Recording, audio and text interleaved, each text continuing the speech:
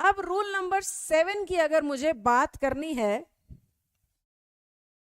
तो इसमें मैं आपको कंपाउंड नाउन से थोड़ा सा मिलवाती हूं। क्या होते हैं पहले तो कंपाउंड नाउन?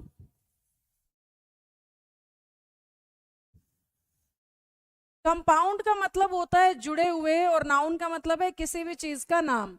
तो ऐसी चीजों के नाम जो जुड़े हुए इस्तेमाल होते हैं, आपस में कनेक्टेड इस्तेमाल होते हैं। जैसे कि आपने सुना हो ये शब्द जो कि न्यूज और पेपर से मिलके बना है, तो शब्द क्या तैयार हो गया? News paper.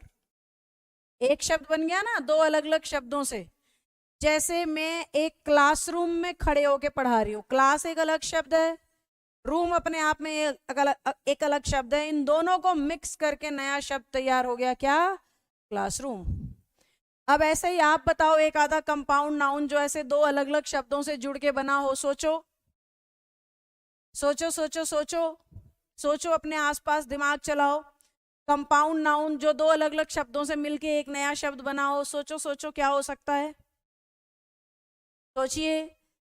जैसे कि आपने अगर सुना हो तो सिस्टर इन लॉ। सिस्टर एक अलग शब्द है, लॉ एक अलग शब्द है, दोनों जुड़ के नाउन तैयार हुआ सिस्टर इन लॉ। तो दो शब्दों के जुड़ने से जब एक शब्द नया तैयार होता है तो उसे इंग्लिश कहती है कंपाउंड नाउन। आप भी तो एक आधा ऐसा एग्जाम्पल।